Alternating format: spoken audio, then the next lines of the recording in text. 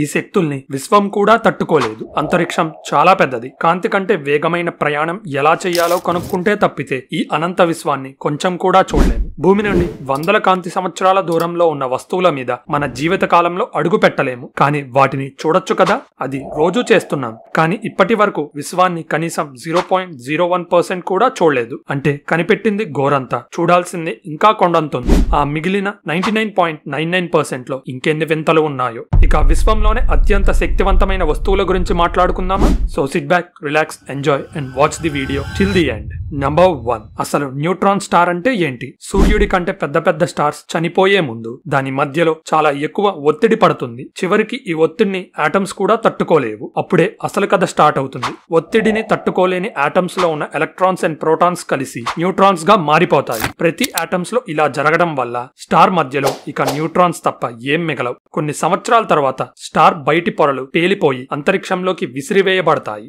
ఈ పేలుళ్లనే super Noah అంటాము. ఈ పేలుడు తర్వాత ఏం మిగులుతుందో గెస్ చేయండి చూద్దాం. న్యూట్రాన్స్ తో నిండిన కోర్ అంటే కరెక్ట్ ఆన్సర్. ఈ కోర్ నే న్యూట్రాన్ స్టార్ అంటాం. ఇక్కడే ఒక ట్విస్ట్ ఉంది. ప్రతి సూపర్ నోవాగా పేలిన ప్రతి స్టార్ న్యూట్రాన్ స్టార్ ని వదలదు. ఇది సూర్యుడి కంటే పెద్ద పెద్ద స్టార్స్ మాత్రమే చేయగలవు. మరి మన సూర్యుడి నుండి న్యూట్రాన్ స్టార్ పుడుతుందా? లేదు. న్యూట్రాన్ స్టార్ బదులు వైట్ డ్వార్ఫ్ బయటికి వస్తుంది. సరే, న్యూట్రాన్ స్టార్ గొప్పేంటి? ఇది విశ్వంలోని పవర్ఫుల్ ఫోర్సెస్ లో ఎందుకు చేరింది? ఒక పెద్ద కొండంత న్యూట్రాన్ స్టార్ వెయిట్ ఎంత ఉంటుందో తెలుసా? అక్షరాల మన సూర్యుడంతా. అదేంటి అంత చిన్న వస్తువు అంత పెద్ద సూర్యుడి బరువుతో సమానంగా ఎలా ఉంటుంది? ఇక్కడే ఒత్తిడి అనే పదం మన స్టోరీలోకి మళ్ళీ ఎంటర్ అవుతుంది. ఒక స్టార్ లోపల ఉన్నప్పుడు ఒత్తిడి ఎంత ఎక్కువగా ఉంటుందంటే ఒక న్యూట్రాన్ కి ఇంకో న్యూట్రాన్ కి మధ్యలో ఖాళీ చాలా వరకు తగ్గిపోతుంది. అంటే విశ్వంలో జనరల్ గా దొరికే వస్తువుల్లో ఉండే ఆటమ్స్ మధ్య ఉండే ఖాళీ కంటే న్యూట్రాన్ స్టార్స్ లో ఉండే న్యూట్రాన్స్ మధ్య ఖాళీ చాలా తక్కువ. సింపుల్ గా చెప్పాలంటే న్యూట్రాన్ స్టార్ లోపల చాలా తక్కువ ప్లేస్ లో చాలా ఎక్కువ పదార్థం కుక్కబడి ఉంటుంది. అంటే ఒక కొండంత చిన్న న్యూట్రాన్ స్టార్ లో మన సూర్యుడిలో ఉన్న పదార్థం మొత్తం కంప్రెస్ అయి ఉంటుంది. నంబర్ 2, రాత్రి ఆకాశాన్ని చూసినప్పుడు మీకు ఎప్పుడైనా బ్లింక్ అవుతున్న స్టార్స్ కనపడ్డాయా? అదొక పల్సార్ అయి ఉండొచ్చు. అది కూడా ఒక న్యూట్రాన్ స్టారే. కానీ ఒక తేడా ఉంది. పల్సార్ స్టార్స్ పైన కింద అంటే పోలార్ ప్రాంతాల నుండి శక్తివంతమైన ఎలక్ట్రోమాగ్నెటిక్ రేడియేషన్ బయటికి వస్తుంది. ఎలక్ట్రోమాగ్నెటిక్ రేడియేషన్ అంటే ఏదో వింత పదార్థం అనుకోకండి. అందులో కాంతి ఉంటుంది. కాంతితో పాటు స్పెక్ట్రమ్ లో ఉన్న మిగతా వేవ్స్ కూడా ఉంటాయి. సముద్ర తీరాల్లో లైట్ హౌస్లు ఎలా పనిచేస్తాయో అంతరిక్షంలో పల్సార్స్ అలా పనిచేస్తాయి. ఎందుకంటే హార్ట్ బీట్ లా అవి టైం టు టైం రెగ్యులర్ గా సిగ్నల్స్ వదులుతాయి. పల్సార్స్ సైంటిస్టులకు బాగా ఉపయోగపడతాయి. ఎందుకంటే సోలార్ సిస్టమ్ బయట కనిపెట్టిన మొదటి గ్రహాలు ఒక పల్సార్ చుట్టూనే తిరుగుతున్నాయి. సరే, ఇదంతా బానే ఉంది. కానీ పల్సార్స్ ని మన విశ్వశక్తుల లిస్ట్ లో ఎందుకు చేర్చామంటారు? ఎందుకంటే వాటి చుట్టూ ఉండే శక్తివంతమైన మ్యాగ్నెటిక్ ఫీల్డ్ వల్ల. దాని మ్యాగ్నెటిక్ ఫీల్డ్ ఎంత శక్తివంతమైందో మీకు ఒక పిక్చర్ వేస్తా. హలో ఫ్రెండ్స్, మీరు ఇంకా ఇలాంటి ఇంట్రెస్టింగ్ వీడియోస్ చూడాలంటే ఛానల్ సబ్స్క్రైబ్ బటన్ నొక్కి బెల్ ఐకాన్ క్లిక్ చేయండి. మ్యాగ్నెటిక్ ఫీల్డ్ ని గాస్ లో కొలుస్తారు. అంటే మనం వెయిట్ ని ఎలా అయితే కేజీలో కొలుస్తామో అలా. ఒక ఎంఆర్ఐ మెషిన్ కి 10,000 గాస్ కలిగిన శక్తి ఉంటుంది. మనిషి తయారు చేసిన అతి శక్తివంతమైన మ్యాగ్నెటిక్ ఫీల్డ్ 1 మిలియన్ గాస్ కి మించదు. ఓకే, అయితే క్యాలిక్యులేషన్ సరిగ్గా అర్థం చేసుకోవడానికి భూమి మ్యాగ్నెటిక్ ఫీల్డ్ 1 గాస్ ఉంటుంది అనుకుందాం. నిజంగా అంతకంటే ఎక్కువే ఉంటుంది. బట్ అర్థం చేసుకోవడం కోసం 1 గాస్ అనుకుందాం. సూర్యుడు పెద్దగా ఉంటాడు కదా. భూమి మ్యాగ్నెటిక్ ఫీల్డ్ కంటే సూర్యుడిది కొన్ని మిలియన్ల రెట్లు శక్తివంతంగా ఉంటుంది అని మీరు అనుకుంటున్నారేమో. ఆశ్చర్యకరంగా భూమి కంటే సూర్యుడి మ్యాగ్నెటిక్ ఫీల్డ్ 100 నుండి 1000 రెట్లు శక్తివంతంగా మాత్రమే ఉంటుంది. మరి పల్సార్ మ్యాగ్నెటిక్ ఫీల్డ్ ఎంత శక్తివంతంగా ఉంటుందంటారు? భూమి కంటే 1 క్వాడ్రిలియన్ రెట్లు శక్తివంతంగా ఉంటుంది. సింపుల్ గా చెప్పాలంటే పల్సార్ స్టార్ కి కొంచెం దగ్గరగా వెళ్లినా చాలు, ఇన్స్టెంట్ గా క్రష్ అయిపోతాం. అత్యంత శక్తివంతమైన మ్యాగ్నెటిక్ ఫీల్డ్ ఉన్న పల్సార్ స్టార్స్ ని ఇంకో పేరుతో పిలుస్తారు. అదే మ్యాగ్నెటార్. వీటి మ్యాగ్నెటిక్ ఫీల్డ్ విశ్వంలోనే అత్యంత శక్తివంతమైంది. ఇవన్నీ చాలా చిన్నవి అని మనం గుర్తుపెట్టుకోవాలి. వీటి చుట్టూ ఉండే మ్యాగ్నెటిక్ ఫీల్డ్స్ పోయిన తర్వాత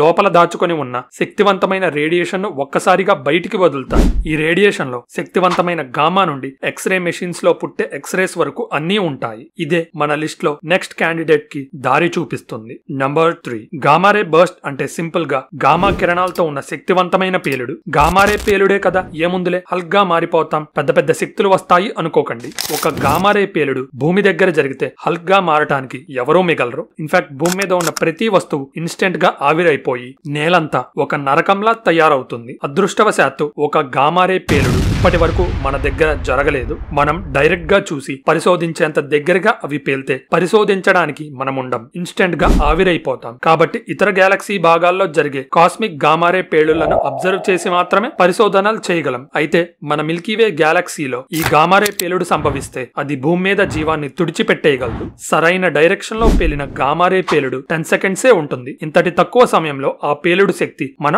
ఓజోన్ పొరలో సగాన్ని నాశనం చేయగలదు. ఓజోన్ లేయర్ లో కొంత భాగం నాశనమైతే చాలు భూమి మీద డ్రాస్టిక్ వాతావరణ మార్పులు జరిగే అవకాశం ఉందని పరిశోధనలు చెప్తున్నాయి. వాటి ఎఫెక్ట్స్ చనిపోయిన మెరైన్ జీవుల రూపంలో మనం రోజు చూస్తూనే ఉన్నాం. ఇలా మొత్తం ఓజోన్ లేయర్ ఒకేసారి నాశనమైపోతే పెద్ద సంఖ్యలో జీవాలు చనిపోయి ఫుడ్ చైన్ దెబ్బతింటుంది. ఒక గామారే పేలుడు వల్ల సముద్రాల్లో ఉన్న పై లేయర్స్ లో బతికున్న జీవులు ముందుగా చనిపోతాయి. ఈ పొరల్లో ఉండే నాచు లాంటి పదార్థమే భూమి మీద ఉన్న అన్ని చెట్ల కంటే ఎక్కువ ఆక్సిజన్ ను ప్రొడ్యూస్ చేస్తున్నారు. ఇంకా ఫర్దర్ గా గామారే పేలుళ్ల కిరణాలు వాతావరణంలో ఉన్న ఆక్సిజన్ మరియు నైట్రోజన్ ను నాశనం చేస్తాయి. ఇవి నైట్రోజన్ డయాక్సైడ్ గా మారినప్పుడు ఒక నల్లటి పొగమంచు భూమి మొత్తాన్ని కమ్మేస్తుంది. దీనివల్ల సూర్యుడు బ్లాక్ అయిపోయి భూమి మీదకు కావాల్సినంత వెలుగు రాదు. అప్పుడు ఉష్ణోగ్రతలు చల్లబడి ఒక మినీ ఐసేజ్ అంటే మంచు యుగం మొదలవుతుంది. వర్షాలు పడవు. భూమి మీద మొత్తం మంచుతో కప్పేయబడటం వల్ల పంటలు సరిగ్గా పండవు. ఇదే కొన్ని వందలు లేదా వేల సంవత్సరాలు సాగితే మానవాళి అంతమవ్వక తప్పదు. నంబర్ 4, వీటిని లాస్ట్ లో పెట్టడానికి ఒక రీజన్ ఉంది. ఎందుకంటే న్యూట్రాన్ స్టార్స్, పల్సార్స్ మరియు గామారే పేలుళ్ల కంటే ఇవి చాలా శక్తివంతమైనవి. శక్తివంతమైనవే కాదు, చాలా పెద్దవి కూడా. ఇవి ఎంత పెద్దవంటే ఒక్కో గ్యాలక్సీ మధ్యలో ఒకటి మాత్రమే ఉంటుంది. అయితే ఒక్కోటి ఎంత పెద్దగా ఉంటుందంటారు? సూర్యుడి కంటే 10,000, 20,000, పోనీ 1,00,000 లేదు, అంతకు మించి. మన సూర్యుడి కంటే ఒక సూపర్ మ్యాసివ్ బ్లాక్ హోల్ కొన్ని మిలియన్లు లేదా ట్రిలియన్ల రేట్లు పెద్దగా ఉంటుంది. అయితే ఇవి ఇంత పెద్దగా ఎలా పుట్టాయంటారు? జనరల్ గా ఒక స్టార్ చనిపోయిన తర్వాత బ్లాక్ హోల్స్ కూడా పుడతాయి. కాకపోతే ఇవి చిన్నగా ఉంటాయి. వీటిని స్టెల్లార్ మాస్ బ్లాక్ హోల్స్ అంటారు. కానీ సూపర్ మ్యాసివ్ బ్లాక్ హోల్ ఎంత పెద్దగా ఉంటుందంటే ఒక సూర్యుడు చనిపోతే ఇంత పెద్దవి పుట్టడం ఇంపాసిబుల్. అయితే సూపర్ మ్యాసివ్ బ్లాక్ హోల్ పుట్టుక రహస్యం మనకి ఇంకా కరెక్ట్ గా తెలియదు. మన పాలపుంత మధ్యలో సాజిటేరియస్ ఏ సూపర్ మ్యాసివ్ బ్లాక్ హోల్ నే ఎగ్జాంపుల్ గా తీసుకుందాం. పాలపుంత పుట్టి 13 బిలియన్ సంవత్సరాలైంది. సో కొంతమంది ప్రకారం సాజిటేరియస్ ఏ వయసు కూడా అంతే ఉంటుంది. లిటరల్ గా భూమి పుట్టక ముందు పుట్టింది కాబట్టి